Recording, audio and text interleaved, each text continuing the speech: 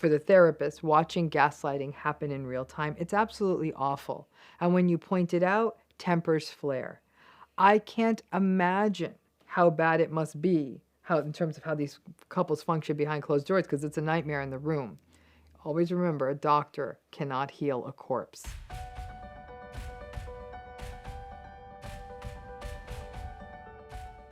Hey everyone, it's Dr. Ramani. So here's today's question. Why would a narcissistic person agree to couples therapy? And if you have any thoughts on that question, please drop them in the comments. Now, lots of people have asked this question, so let's take it on and also provide an overview of the landscape of couples therapy with a narcissistic partner. Couples therapy can be very difficult, and I'd even argue treacherous, if you embark upon it with a narcissistic partner. For starters, the couples therapist must be well versed in narcissism and be willing to break away from the orthodoxy of some of the rules of couples therapy, which often includes making it only about communication and talking about communication and both parties taking ownership and treating folks as though they are comparable in their contribution to the issues to the relationship and comparable in how they're conducting themselves in the therapy. When we are dealing with high conflict and antagonistic personality styles, all bets, and frankly, all orthodoxies need to be off. Now, many of you who have been or are in narcissistic relationships may have attempted couples therapy with a narcissistic person and believe it may have made things worse.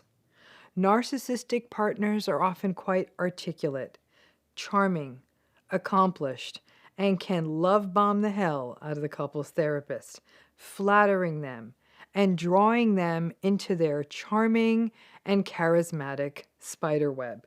It can actually be quite horrifying to watch if you are the other partner. It can paint a picture that makes the narcissistic partner look cool, calm, collected, and even long-suffering, and create the narrative that the other person, you, is a harried, nagging, unhinged, complaining person, while the narcissist is sort of subtly rolling their eyes and implying, can you see, can you believe what I have to put up with? When a couple comes into couples therapy and one of the people is narcissistic, it is often the case that the non-narcissistic partner looks frazzled and exhausted, often on edge, somewhat confused, and even defensive. It likely took a long gaslighted path to get to therapy, and once you are there, the narcissistic person just views it as one more interpersonal game, while the non-narcissistic person is often just desperately hoping to have a witness to what is happening and perhaps just turn those gaslights off for a minute. The narcissistic person may be too clever for that, though. Just like at a dinner party, people may see the one face of your narcissistic partner and think that your partner is devoted or charming or charismatic, and aren't you oh so lucky to be with them? And then that same narcissistic partner becomes monstrous to you in the car ride on the way home. No witness, right? In a 1-hour session, perhaps once per week, trust me, the narcissistic person can hold it together. And it can become and feel like the ultimate gaslight to have your partner downplay what is happening in the relationship and paint a picture of you as unstable. And the whole thing can devolve into a you said, I said, hot mess. I no longer work with couples. It gives me a raging headache because I work in the area of narcissistic abuse and I know these relationships can't be fixed anyhow, so I can't do it anymore. Now, if you are in individual therapy and much of what you are describing are the kinds of dynamics that we see in narcissistic abuse, it is not unusual for your individual therapist to suggest couples therapy, especially if you are not fully sure whether or not you want to dismantle the relationship or if you intend to stay in the relationship. The challenge is that couples therapists, like all therapists, may or may not be fully in command of or fully understand narcissistic abuse. Some people, though, feel that before they blow up a long-term relationship or marriage, especially if there are children involved, that they want to feel that they did everything they could to preserve the marriage. And so going to couples therapy becomes part of that we need to try everything list. But let's go to the original question. Why would a narcissistic person agree to go to couples therapy? Well, there's more than a few reasons. Number one, there is that idea of throwing the relationship Hail Mary pass. And many times both people, not just the narcissist, but both people in the relationship, want to believe that they did everything that could be done before they counted out. At a minimum, it can often help people live with the decision, if the relationship ends, that they did in fact try everything. Sadly, though, it also gives the narcissistic person ammunition to say, what more do you want from me? I did everything you asked. I even went to ridiculous couples therapy. Well, maybe the problem is you. And that, especially if you decide to stay in the relationship, that kind of discourse can make the relationship more and more taxing and fraught.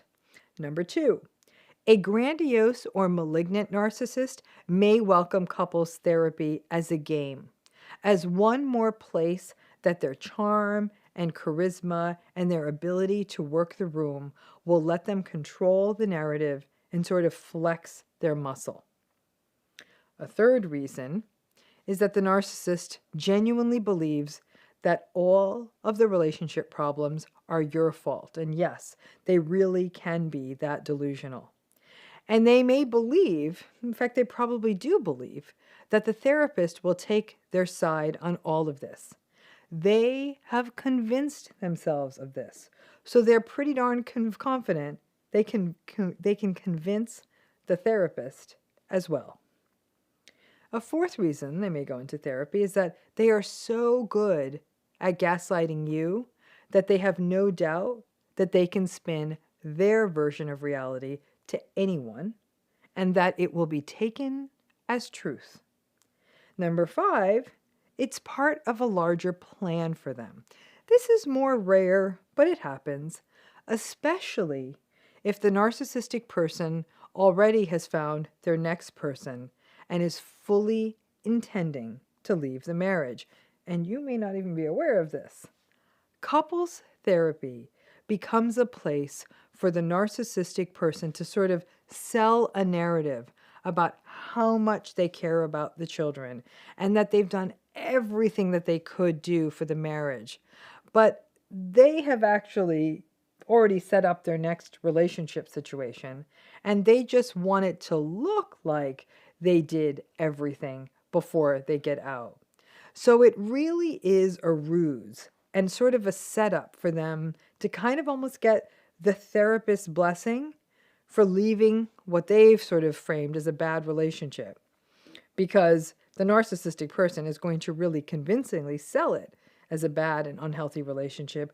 And then they will waltz out into the next chapter of their lives, leaving you feeling quite blindsided from sort of the narrative in the therapy and the new life that they've been setting up while you've been showing up in good faith to therapy.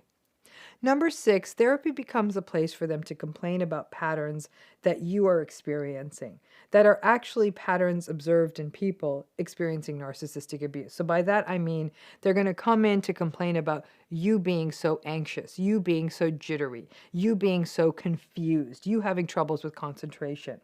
They will come into therapy describing the relationship as so difficult because you are so confused and worried and sad, and that it is getting so hard for them.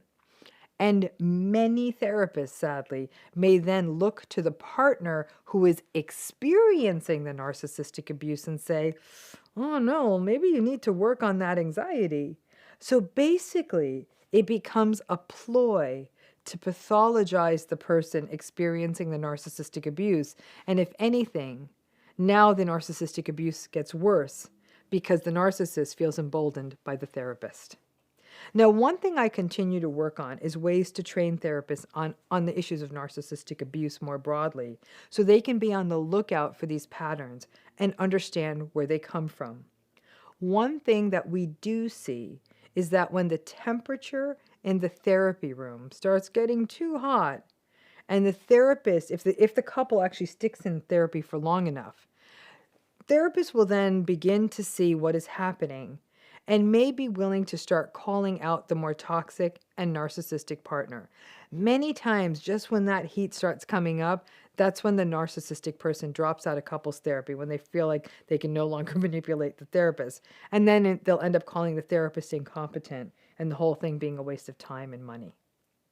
Couples therapy with a narcissist is like walking on a tightrope made of barbed wire while holding two chainsaws that are running. Somebody is going to get hurt. Many couples therapists do not get it or may fall into the orthodoxy that it is a communication issue, that both people are sharing responsibility in what is happening. They often view the two of you as an entity, and they aren't really there to be there for one person in the relationship. And as you can imagine, that approach isn't going to work well if it's a narcissistic relationship. In a relationship without a narcissistic or antagonistic person in it, these techniques work. Sometimes relationships need a tune-up, perhaps to address a breach of trust or a slippage in communication due to stress or finances. If both people are able to take responsibility, have respect for each other, are moderately self-aware, and have empathy, couples therapy actually can be quite magnificent and work quite well. But with a narcissistic partner involved, couples therapy is tricky, if not having a risk of being downright traumatizing. A fair amount of my clinical practice has involved helping undo the damage of couples therapy for people who sought out therapy with a narcissist. So let's break it down. I've talked about couples therapy on this channel before, but how do you protect yourself in couples therapy with a narcissist?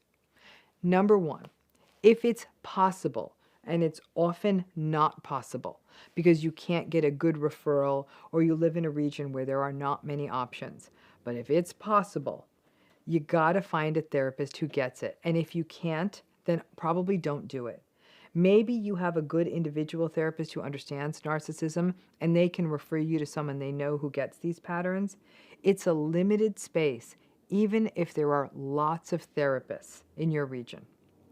Number two, pay very close attention to the first session or two. If you are in a relationship with a grandiose or a communal narcissist who is able to play the charm and charisma game, and the therapist seems to be falling for it, then it may be time to consider either finding someone new or cutting bait. Someone who doesn't get it may very well get tricked by the narcissist charm, and very quickly it can devolve into you being the unreasonable one or the pathologized one. Number three, stand your ground. For example, if you use a term like gaslighting and the therapist condescends or implies that you should be using a different term or not using that term, then you go ahead and explain what it means. After watching this channel, you know what it means, and then also explain why you're using it. If you are painted, for example, as being suspicious for wanting to record conversations or use text messages in a therapy session to support a point, then the therapist isn't getting it. Indicate that you feel you need an evidence base to survive in the relationship. And if the therapist isn't recognizing why you need to do this and instead might be raising issues about, well, maybe you're being petty or invading their privacy, then reconsider if this therapy is even good for you. You are a bigger expert about this relationship than the therapist because you've been in it. You should not have to teach the therapist about gaslighting or other abusive patterns. Number four, be in individual therapy. You need a place with someone who gets narcissistic abuse and who can be your sounding board. Your individual therapist may be able to validate your concerns or give you context for even what's happening in couples therapy. Number 5, you got to prepare for the sessions. Bring in notes. It can be easy to freeze during the therapy sessions, especially if the narcissistic partner is using therapy as a place to hold court, and the therapist is enabling them to do so. Your notes will keep you on point, and make sure as part of your notes, you don't just bring in vague notes, but bring in information on specific behaviors or events. Number 6, do your own work on whether you want to stay or go in the relationship, or you still aren't sure, which may be the case. Be honest and open about that. Being not sure obviously is an option, but the therapist will want to know if you want to stay or go, or if you're in the middle. Be honest. And if you want to stay but only under certain conditions, that gets tricky, because the couples therapist cannot pull a rabbit out of their hat, and the things you may want may not be possible with a narcissist. Number 7, if your couples therapist is someone who will meet with each of you individually for a session ahead of meeting with both of you, at that time, never use the word narcissist. And honestly, don't use it even when you're all together either. Instead, give the therapist a description of the patterns you encounter in the relationship, including lack of empathy, entitlement, rage, grandiosity, reactive sensitivity to criticism, control, and give examples of what you mean. A good therapist will be able to do the math. Also, at the individual meeting, have notes and have clear goals on what you hope for. The odds of them happening may be slight if you're really hoping for significant change, but if the goals might be something like end the screaming and rage, or for them to be able to listen to you without doubting your reality, those are fair things to ask for. Make very clear what you are hoping for. The couples therapist cannot fix their narcissism, though. Please remember that. Number 8, sadly, when you are very prepared for therapy and you are the one carefully pointing out the patterns, some couples therapists, there is some risk, especially if the narcissist charmed them. They may view you as the one who's airing all of the grievances, especially if the narcissistic partner is being rather quiet and not sharing concerns, or even downplaying concerns and painting themselves as someone who just wants to fight for the relationship. And then you may be designated as the more difficult one with all of your grievances. If that is happening, then that isn't good for you, and consider whether this is a healthy therapeutic space for you. Number 9, use silence as your friend in the sessions. I don't mean stonewally mean silence. It can be tempting, but when there's a referee in the room, it can be very tempting to talk and talk just to feel heard by a third party, to talk about what's happening in the relationship in front of the narcissistic partner, but with the safety of the referee. But if you leave enough slack in the rope and don't talk so much, the narcissist will trip. Don't feel you need to fill in the silences. Let the narcissistic person, the partner, talk, and let them dig their own hole.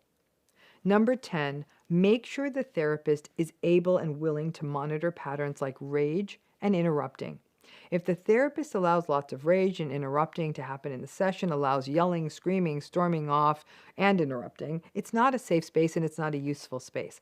If there is, again, this chronic interrupting that's not being addressed, again, this is not your person. A therapist who works with a couple, which has a narcissistic person in the relationship, has to be seasoned, experienced, have a very strong spine to be able to stand up to it and call out the unacceptable behavior. Number 11, always keep in mind that couples therapy is not a fix. A couples therapist is not designed to address your partner's narcissism. An individual therapist can barely do that. Couples therapy is meant to address the relational issues, not the individual symptomatologies of the people in it. Be prepared that basically couples therapy is the equivalent of getting another opinion, sort of probably getting the sense that that the patient, the couple, isn't healthy. Couples therapy can feel like a trauma-bonded carousel, and you may find yourself having the same conversations about the same arguments every session. There is a point when the therapist has to open their eyes and see that it is going nowhere. Number 12, Be careful if the referral for couples therapy, or for the therapist, comes from the narcissistic partner or from someone they already know. There's a risk that it'll be an inside job that will leave you even more gaslighted. Their friend or acquaintance or friend's spouse or someone you know from the country club or play golf with or went to college with cannot be your therapist. So when they try to propose a name that they already have some standing relationship with, the answer is categorically no. Sometimes people are so desperate to get the narcissist into couples therapy that they may agree to do this. But that is not going to work because that's not likely to be an objective voice. Now, drop a comment here. Is there something else that I didn't mention that was helpful in your experience or you wish you had known to protect yourself in couples therapy with a narcissist, but recognize after you got out of it? Now, I have worked with couples where there is a narcissistic person present. A few years ago, I stopped doing that work. Not only was the work exhausting, it was also pointless. The gaslighting, the stonewalling, the contempt, even the way the people sit in the room. They literally choose their corners. The narcissist sneering at the whole process. For the therapist, watching gaslighting happen in real time, it's absolutely awful. And when you point it out, tempers flare. I can't imagine how bad it must be, in terms of how these couples function behind closed doors, because it's a nightmare in the room. Always remember, a doctor cannot heal a corpse. Do not future fake yourself that couples therapy is a magic cure for all that ails your narcissistic relationship. Somehow having a third party in the room will bring everything to light. Some people have reported being re-traumatized by this process that may pathologize them and enable the narcissist.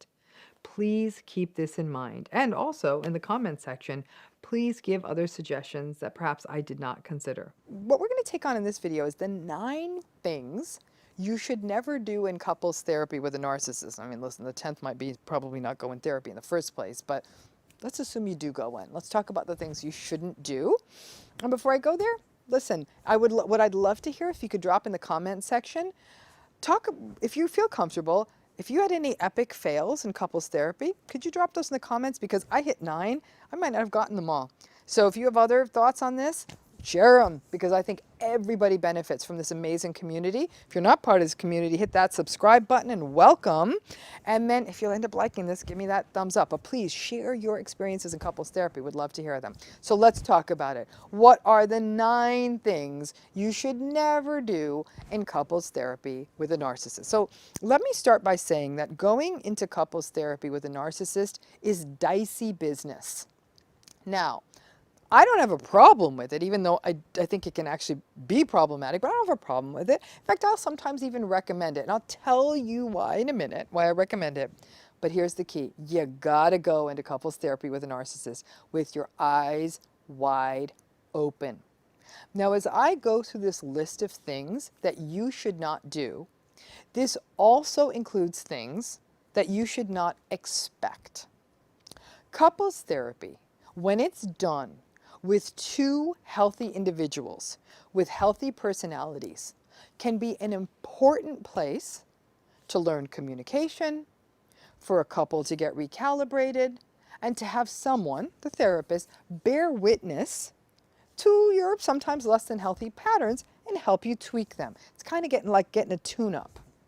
Now, I am personally not a fan of couples therapists who only view it as a win when couples stay together, or who may even come out and say they won't even work with couples, who may come in and recognize that they want to end a relationship. Philosophically, I believe that in many ways, using couples therapy as a place to dismantle a relationship is actually quite important. It may be the place where you become aware that some of the gaps and differences and communication issues and value differences became too big, became too far gone, and the relationship can't really be fixed, but maybe the 2 people in it can walk away from it more resolved and committed to other common goals, most pointedly, if they had kids. Now, that ain't the game in couples therapy with a narcissist. A few things to remember. Narcissists will often initially not agree to couples therapy And when they finally do, it can be a bit of a hoovering strategy or a future faking setup. It's their equivalent of a Hail Mary pass. So they may agree, and sometimes in odd cases, they may also suggest it. Now, if you have a therapist that doesn't understand narcissism, the therapist may fall hook, line, and sinker for the narcissist's charm, charisma, confidence, curiosity. And the narcissist may even do their version of sort of pseudo love bombing with the therapist, telling them how impressed they are by the therapist and you have such a nice office and woo, what credentials you have. And especially if it's a therapist who doesn't understand these high conflict antagonistic personality styles, they may fall for it and create that alliance with the narcissist. And welcome to triangulation in your therapy. Now, if you have a therapist that is willing to maybe not call them out fully, but at least hold the narcissist's feet to the fire and call them out on their behavior, the narcissist is very likely to drop out of therapy. And then they'll call the therapist an idiot who is a hack who doesn't know what he or she is doing. So in some ways, attending couples therapy with a narcissist is a bit of an empty exercise. For some of you, it may be a place where you see that your narcissist is willing to lie anywhere about anything related to your relationship, or that they gaslight even in front of an audience. Whether the therapist understands gaslighting or not, they'll still do it. The hopelessness of your relationship may really, really hit you. For many other people who go into couples therapy with a narcissist, they actually want to feel that they attempted everything before considering dismantling a relationship. They want to get a professional into the room with them who can, at a minimum, bear witness to the relationship. And maybe some of you do it as a way to set yourself free. A person might say, I tried everything, especially when it's a long-term relationship and especially when you have children. Now, by and large, couples therapy is diminishing returns when a narcissist is involved. You may have more of a fighting chance if the narcissistic person is in therapy themselves, alone, with a solid therapist, and you agree to have the couples therapist and your individual therapist, your therapist, your narcissist therapist, and the couples therapist all communicate to ensure that everyone is on the same page. But that is an alignment of planets akin to a total solar eclipse. It just doesn't happen often, and a lot of people don't have that kind of cash. But if you do decide to go into couples therapy, and that's what this video is about, what are the things that you should not do? Please keep these at the top of your mind so you can at least ensure you benefit a little from the therapy, or at a minimum, the therapy doesn't set you back and you don't get hurt. Number one, in therapy, do not call your partner out as a narcissist. Do not use that word. Do not use it. You read the books. You watched the video. You may want to cut to the chase, and so you say in therapy, I think my partner's a narcissist, or a psychopath, or a sociopath. Don't do it. Most therapists are going to take offense at this and push back on this. They'll often tell you that you have no right to label or diagnose, even though calling them a narcissist is not diagnosing them. You have no right to label or diagnose them, or that it is name calling. And then in therapy, you've just become the problem child. And again, I want to say it's not just not calling them a narcissist. It's also don't call them a psychopath, don't call them a sociopath. I know those words are helpful. Don't bring them into couples therapy. If you want to communicate with your therapist about the narcissist patterns, then do that. And provide details about specific events. And be prepared in therapy for your narcissist to challenge your reality of those events. But follow all the usual rules of narcissism management you use outside of the sessions. Don't defend, don't explain, don't engage, but use therapy as a place to share your experience and focus on the narcissist's behaviors. Don't call it narcissism per se. Talk about how they doubt your reality, but don't call it narcissism. Number 2, building on that, don't use narcissism jargon. All of what I set you out in the glossary series, don't use those words. That means I don't want you to use terms like gaslighting, future faking, hoovering, love bombing. These are the terms that are used in the lay world on this channel in discussions about narcissistic abuse. But most therapists not only may not know them, but when you use jargon, they may view you as somebody who's trying to make your hypothesis fit, or again, to label your partner, which they're not going to want you to do. And the therapist may not like you using this secret language that may isolate you from the therapy and your partner, since you may be the only one in on it. Instead of saying, my partner is gaslighting me, say, he often questions my reality and my emotions, and then I feel unheard, I feel confused, and I feel helpless. Once again, let me say this again. Focus on the behaviors, focus on the words they say, and don't label them. Just bring that into the therapy room. Number 3, do not expect that the empathy that they show in the session will generalize to home.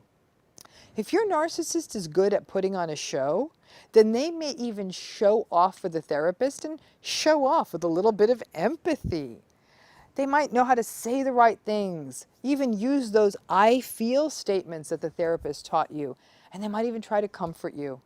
You may look at your partner as though an alien has taken over his or her brain. And then, so we got to be careful, you might even get a little hopeful. Maybe they're getting it. If you drove together, the mask may come off as soon as you get into the car, or it may wait until you get home. But that two-faced Jekyll Hyde setup can be absolutely devastating. And if you bring it up in therapy, after your narcissist gets their Oscar for best empathy performance, the therapist may even start doubting you. Whatever show that they are putting on, don't expect it to last. And it actually will infuriate you, because now you're like, oh my gosh, you can actually fake empathy and you didn't even bring it into our lives together. Number 4, don't use therapy as an opportunity to list all of the things that they did wrong. Many therapists take umbrage at you using therapist as an airing of grievances. Once again, you become the bad child for listing all these bad things they did.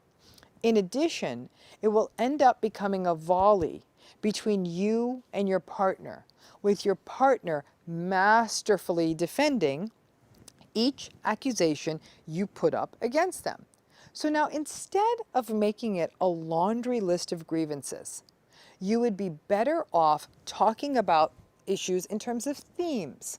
Talk about them as issues you want to address. So instead of saying, hey, remember how you abandoned me at that birthday party? Or remember how you cheated on me when you went to Vegas?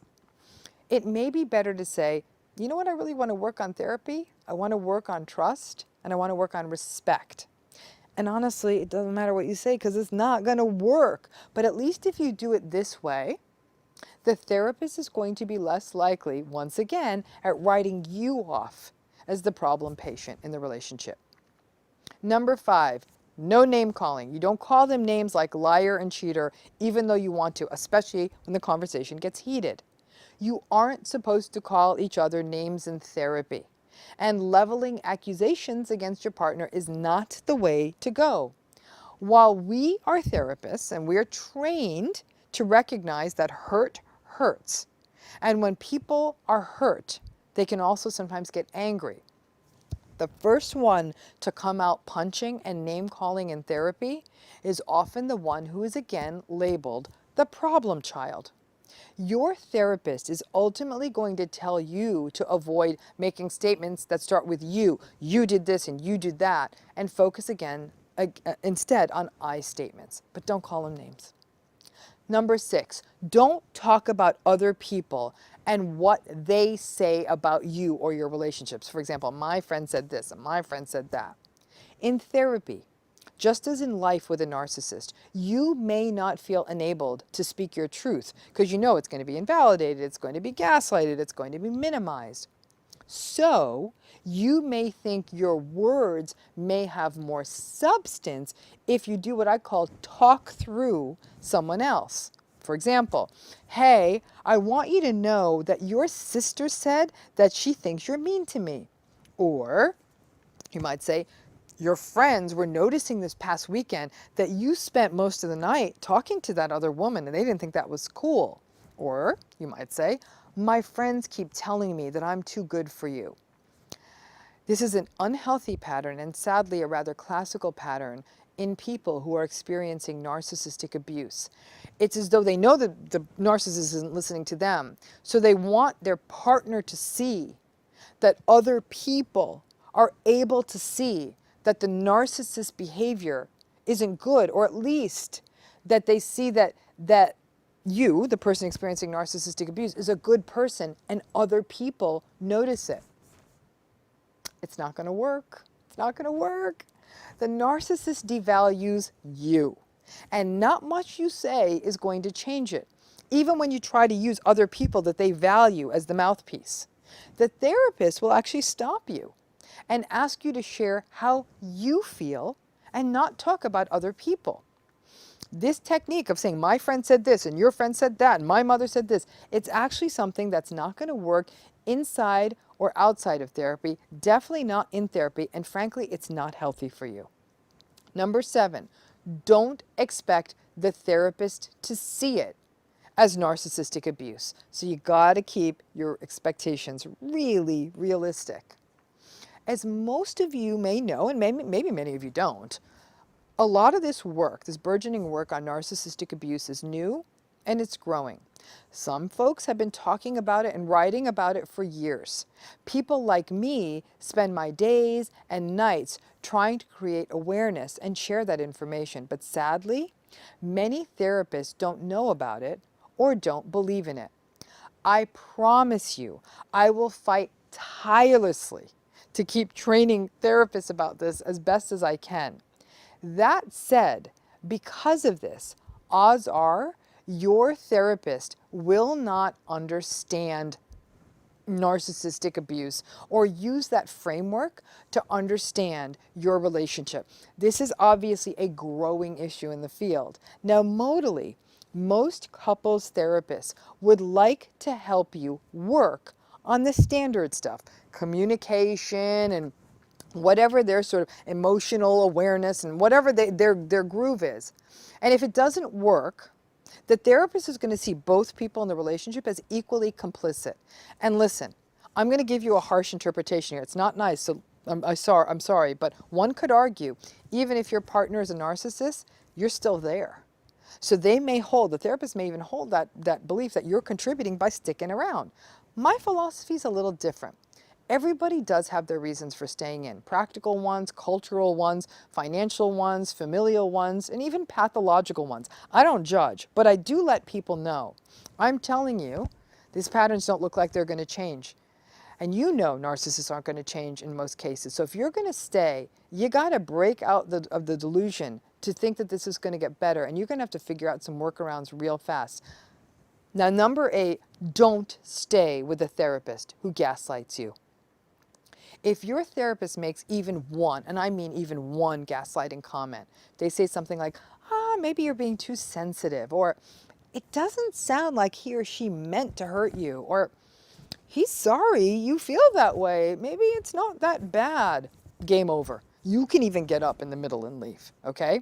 We as therapists are supposed to have had the gaslighting trained out of us. However, it doesn't always work. And you know what? I'm not an angel. I am sure without meaning to. Maybe I've even gaslighted my own clients. Listen, we are therapists. It's our job to help everyone in the room, whether that's one person, 2 persons, 5 persons, see all perspectives, but also to ensure that we protect the realities and vulnerabilities of the people in the couple as well. It's not acceptable. If you feel like you're being gaslighted, it's okay to fire your therapist. Number 9, Don't believe the therapist can magically fix the narcissist, because guess what, gang? This is not happening. And I get it. Those of you experiencing narcissistic abuse have the hope or the fantasy that the therapist will miraculously call out the narcissist in the session, and you will finally feel avenged. And while the narcissist may not change, and maybe in your fantasy, the narcissist does change, you will at least feel like, ha ha, see, the therapist, he or she said it. Is not going to happen. Nobody, and I can probably in less than 2% of cases, no therapist is going to call your narcissist out as a narcissist in therapy. And they sure as heck are not going to be able to change them. Therapists may, correctly so, call them out for yelling at you, for interrupting you, for turning their bodies away from you. But they're almost never, ever, ever, ever going to use the word narcissism in therapy. And nor are they going to be able to address the narcissism, even if it's there. And even if the therapist believes it's there, there's not much they can do. The narcissism can only begin to be addressed in long-term committed therapy by your narcissistic partner on their own. If you go into couples therapy with a narcissistic partner, please have your eyes wide open. Please have your expectations realistic, your feet planted on the ground, and don't expect miracles.